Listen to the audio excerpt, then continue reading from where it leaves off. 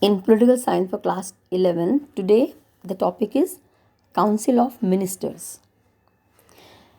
Council of Ministers is the team, the team of the Prime Minister, or Prime Minister takes the help of other members of his own party to help and assist in making policies.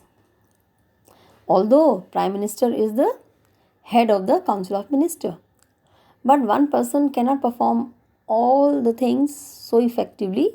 So, to help and support and to share the burden or to take advice, to take the decisions collectively in a democratic way, being the part of the democratic country, the Council of Ministers is formed. So, in a way, Council of Ministers is a group of ministers headed by the Prime Minister. And all these ministers are appointed by the President. And behind the appointment, the advice is of the Prime Minister only. So, Prime Minister gives the list of the ministers to be the part of his team known as the Council of Ministers, and on his advice, the President appoints them formally. Okay, and these are the members who should be the members of the Parliament. But in case any person is not the member of the Parliament, then he has to be the member as or after being elected or being the part of the Parliament. Then, according to the amendment means the changes brought in the Constitution. So, according to the Amendment Act, which took place in 2003, and that was the 91st Amendment, it was decided that the size of means the number of members. The size of the Council of Ministers should be 15%, 15% of the strength of the Lok Sabha, not more than that. Okay. Now we come to the classification or categories or rank of the Council of Ministers. The Council of Ministers is a big group of ministers, but all the ministers are not enjoy the same rank or they do not belong to same categories. They are 60 to 80 in numbers and they are categorized in various categories or they have different ranks or categories. Like first and the most important category or rank of ministers is of the cabinet minister. So cabinet ministers are the top level leaders of the ruling party and they are in charge of the important ministries, and the number is between 15 to 20.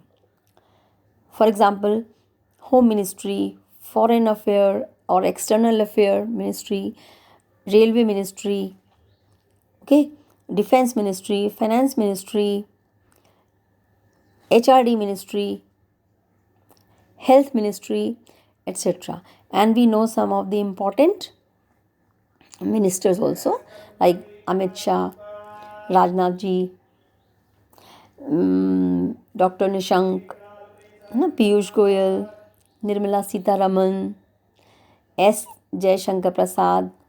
These are the ministers who are having ministries. Okay, and I will give the work to write their ministries, name of their ministries. Now we take the other group of ministers, and that is known as ministers of state. So these are the ministers who are not the members of cabinet and they attend the meetings only when they are invited or required, and they may or may not be given independent charge of ministry. Okay. Now the third category is of deputy ministers. Deputy ministers are the ministers of junior rank, and naturally juniors they are there to assist their seniors. So junior ministers, they assist and help the senior ministers. Now, what are the functions of the cabinet? Actually, children, cabinet is the group of ministers who is actually forming the policies, okay, in group, but we know it is headed by the prime minister. So their leader is the prime minister. So the functions are like this: it forms key or main policies for the country and for other countries also, to have relations, different types of relations, trade, cultural, diplomatic, political relations with other countries.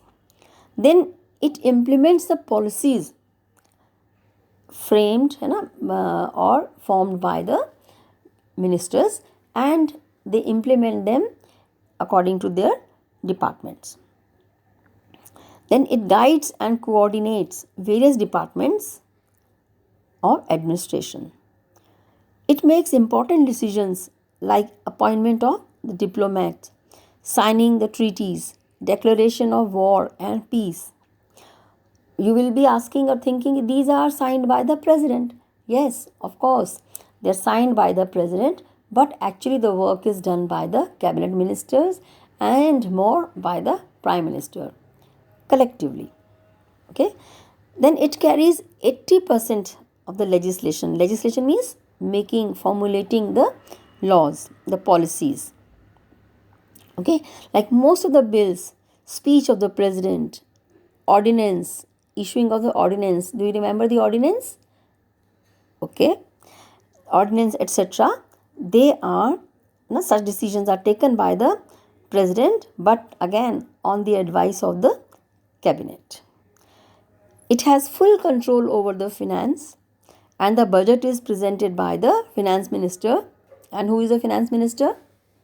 Please tell.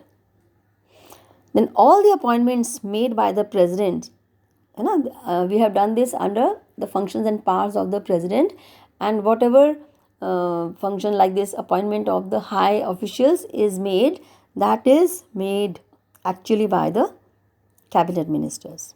Okay, so all the appointments made by the president are done on the advice of the cabinet.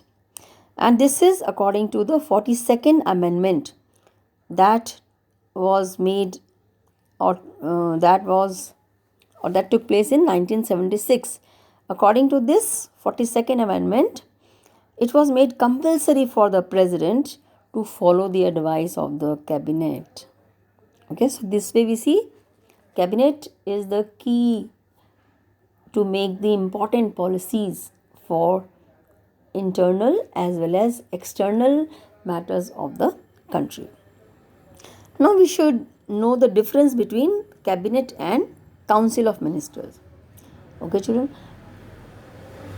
Council of minister is the total of the ministers.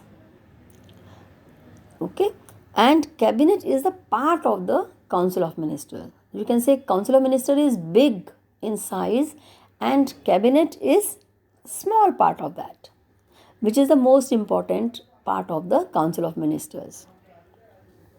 So that cabinet is a small part, and that consists of few most learned, perfect, expert, experienced ministers of various departments, and according to their caliber, capability, qualification, not educational qualification, means their experience, their ideas, then different ministries or departments or portfolios are given under their control, and they are made the head of that ministry, like home ministry, education ministry or HRD ministry, external affair ministry, railway ministry, finance ministry, defense ministry, etc.